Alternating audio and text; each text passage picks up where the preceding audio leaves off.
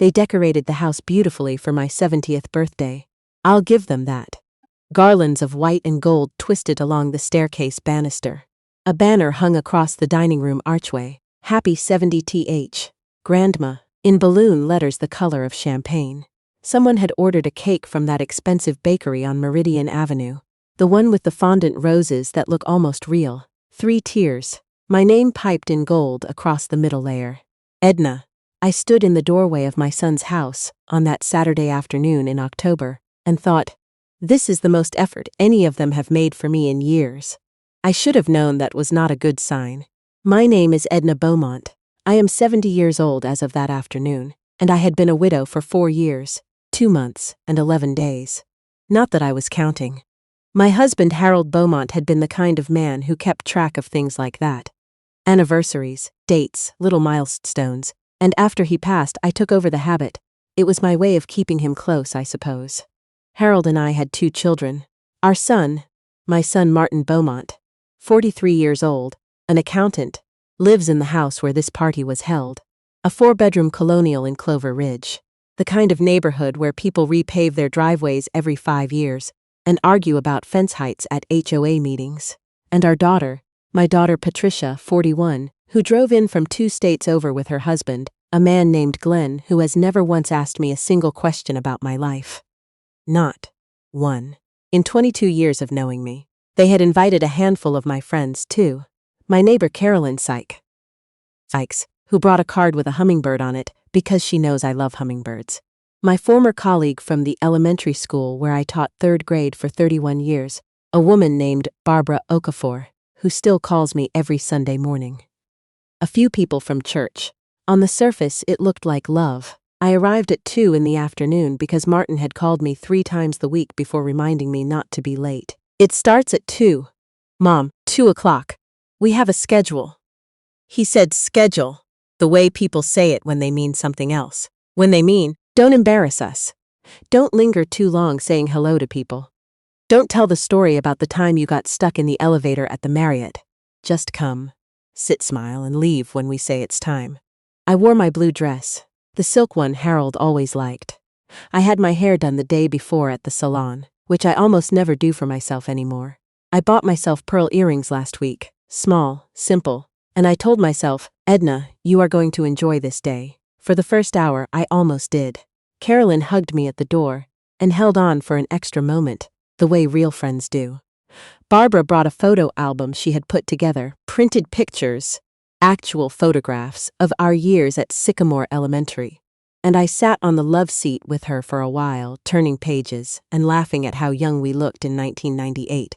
The children from my old 3rd grade classes, gap-toothed and grinning, holding up construction paper art projects. Harold in the back row of the faculty Christmas photo, the year he came to surprise me. Those were good minutes. Real ones. But I noticed, somewhere around the 3rd hour, that Martin had stopped coming over to check on me. He was at the other end of the living room, with a group of people I didn't recognize. Business people, I assumed, from the way they held their drinks and spoke without laughing. Patricia was in the kitchen. Glenn was on his phone on the back porch, and the love seat where I sat had gradually emptied as Carolyn went to get food, and Barbara got pulled into a conversation near the fireplace. And I was just there, alone, in the middle of my own birthday party, holding a glass of sparkling cider that had gone flat. I looked at the banner. Happy 70th, Grandma. I thought about Harold. I thought about how he used to make me breakfast on my birthday every single year without fail, even the year he had his knee surgery and could barely stand at the stove. Scrambled eggs, wheat toast, half a grapefruit, and a single flower from whatever was blooming in the yard. He'd carry the tray upstairs and sit on the edge of the bed and watch me eat like it was the most important thing he'd do all day. I missed him so much in that moment that I had to look at the ceiling for a second to keep my eyes from filling. That was when I heard Martin's voice from the hallway. He wasn't speaking loudly, but the house has an open floor plan. Harold and I helped Martin and his wife Sandra pick it out 7 years ago, stood in these very rooms imagining family holidays, and sound travels in ways people forget when they think they're being private. Not going to be a problem, Martin was saying. Barbara talked to the attorney last week. I set my cider glass down on the end table. She said as long as it's a voluntary transfer, there's no issue with the estate. A pause. Then Sandra's voice lower, quicker. Patricia knows the timeline. Patricia's on board. She talked to Glenn about the tax. I stopped listening because my hands had gone very still in my lap, and I needed a moment to understand what I was hearing. Barbara. Not my Barbara. Not Barbara Okafor. There was no attorney named Barbara in my life. This was someone else's Barbara, Martin's Barbara, an attorney I had never met, apparently discussing something called a voluntary transfer in the context of the estate. My estate. Harold and I had a house. Our house, a 1960s Craftsman on Willowmere Drive that we bought when Martin was in diapers and spent 40 years fixing up room by room, weekend by weekend. New kitchen cabinets in 1994. The back porch Harold built himself in 2003. The garden I have tended every spring since before the children were born. That house is paid off. It has been paid off for 11 years. It is worth considerably more than what we paid for it. And since Harold passed, it belongs to me. To me, Edna Beaumont, whose 70th birthday party was currently happening in the next room. I sat very quietly for what felt like a long time, but was probably 2 minutes.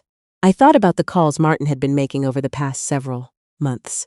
The gentle suggestions. Mom, that house is a lot for one person. Have you thought about something smaller, a community? Somewhere with support? I had not thought much of it. He was not wrong that the house was large for one person. I had considered it myself. But there is a difference between a child expressing concern and a child consulting an attorney about a voluntary transfer without telling you. There is a very large difference. I got up from the love seat. I smoothed my blue dress. I picked up my purse from the coat closet near the front door, quietly, while the party continued behind me. I could hear laughter from the kitchen, the clink of forks against cake plates. Someone was telling a story and others were listening. No one was looking for me. I want to be clear about something. I did not leave in a dramatic rush. I did not cry. I did not find Martin and Sandra and confront them in front of guests with accusation in my voice. That is not who I am, and it was not who Harold raised me to be. He didn't raise me, of course. I simply mean that 41 years of marriage to a man with a quiet kind of dignity leaves its mark. Harold never raised his voice once in our entire life together. Not once, so I did not raise mine either. I simply left. I opened the front door and stepped onto the porch and walked down the driveway to my car and drove away. The sun was getting low and the October light was the color of that cake frosting. Gold, and warm and almost beautiful. I drove to Willowmere Drive. I drove home. Carolyn texted me at 6:47 that evening. Edna, where did you go? Are you all right? Martin called at 7:12. I did not answer. Patricia called at 7:18. I did not answer her either. I sat in Harold's chair, the leather wingback, in the corner of our bedroom, that he bought at an estate sale and reupholstered himself, badly, with fabric that was slightly too dark, and which I had teased him about for 15 years and now would never replace. And I sat in that chair, and I thought about my life. I thought about what I had built, what Harold and I had built together, from almost nothing. We were not wealthy people. Harold was a civil engineer for the county for 34 years. I was a teacher. We drove used cars and bought clothes at the end of season sales, and took one real vacation every 3 years and saved everything else. We saved and invested and paid off the mortgage early, and put both children through college without debt. And still managed somehow to put enough away that when Harold got sick, we didn't have to worry about money on top of everything else. That is not luck. That is a lifetime of discipline and sacrifice, and saying no to things you want because you're thinking about things you need. I thought about my children. I love Martin and Patricia. I want to say that plainly. I love them, but love, I have learned, does not make people incapable of self-interest. Sometimes it is possible to love someone and also want something from them. Sometimes those two things sit in the same person at the same time, and the person doesn't even fully see it. I think Martin and Patricia saw the house and saw the savings and saw their mother alone in a big old Craftsman on Willowmere Drive. And I think they thought, if we could get her somewhere smaller, somewhere managed, we could settle this now, while she's healthy, while it's easier. I don't think they hate me. I think they stopped seeing me as a person with a life of her own and started seeing me as a situation to be managed. That is perhaps the loneliest thing a parent can realize about a child. The next morning was Sunday. I called Barbara Okafor. "Edna," she said before I'd finished my first sentence, "I saw you leave. Are you all right?" "I am," I said. "But I need to talk." Barbara came over at 10 with coffee and a box of those lemon cookies I like, and I told her everything. The overheard conversation, the attorney named Barbara, the phrase voluntary transfer, the months of gentle suggestions about downsizing. Barbara listened without interrupting, which is one of the things I love most about her. When I finished, she put down her cup and said, "Do you have your own attorney?" I did. His name is Thomas Wexler. Harold and I had worked with Thomas Wexler for 20 years. Estate planning, the will, various property matters over the decades. Thomas is 72 himself, semi-retired, but he still takes our calls. I called him Monday morning.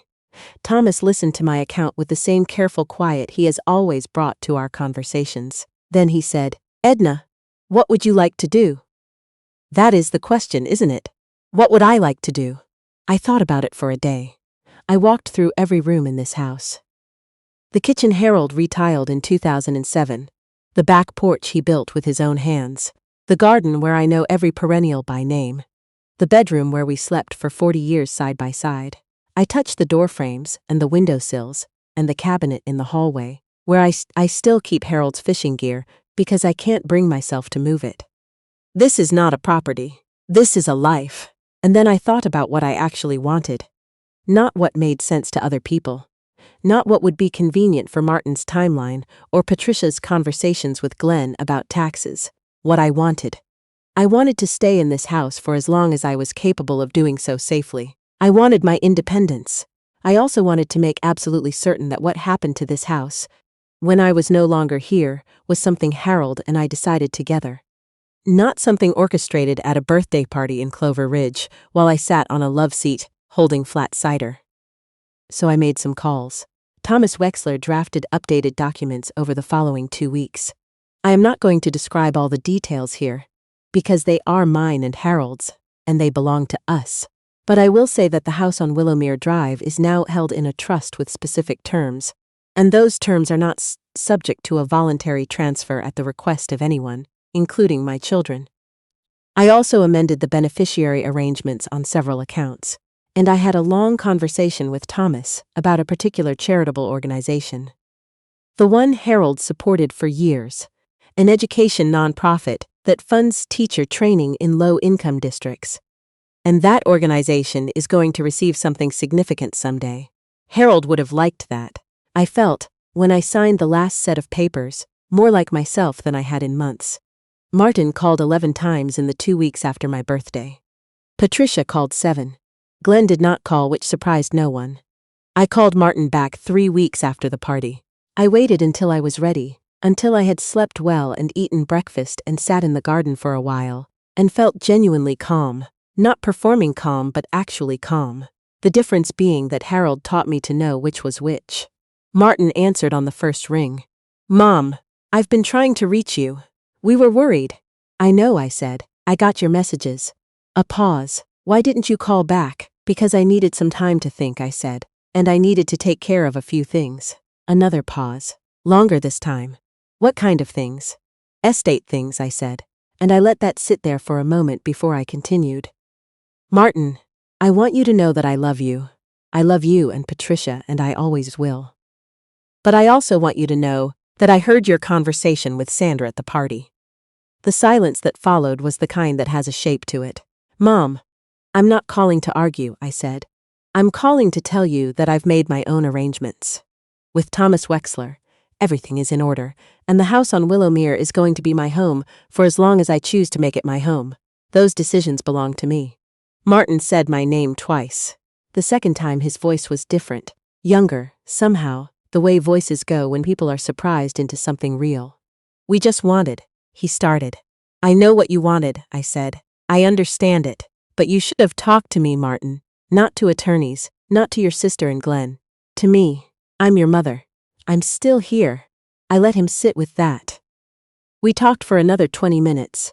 It was not a comfortable conversation, but it was an honest one, which is more than I can say for the birthday party. He admitted that they had spoken to someone. Not finalizing anything, he said, just exploring options.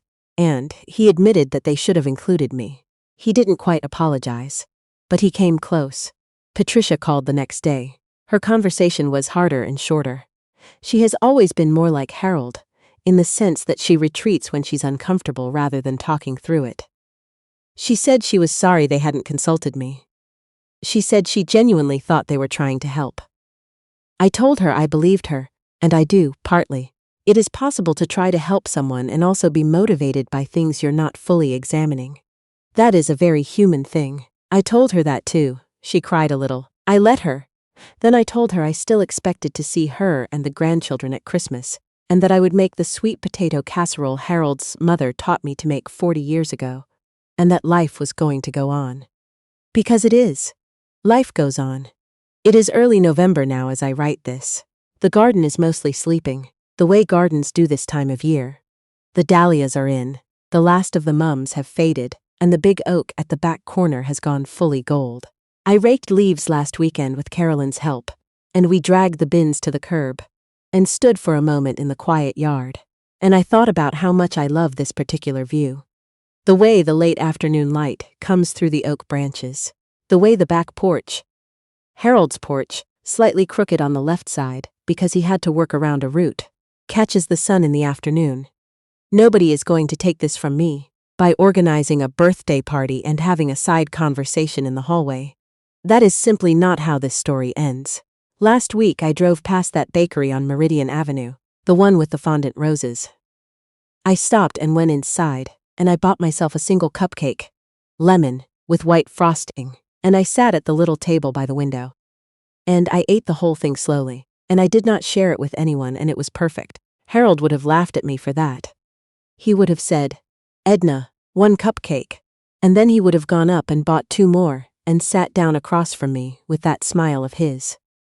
I thought about that smile for a long time, sitting there by the window. Some days missing him is like weather. It just moves through you and keeps going. Other days it sits down and stays a while. But here is what I know, at 70 years old, after everything. I know who I am, I know what I built, I know what I am worth. Not in property values or account balances, though those are mine too, and I have taken care of them. But in the way I have lived. In the students I taught who still send me Christmas cards. In the friendships I have kept. In the 41 years I gave to a man who never once forgot my birthday, who brought me a flower from the yard, and watched me eat scrambled eggs, like it was the most important thing in the world. I am not a situation to be managed. I am Edna Beaumont, and I am still very much here,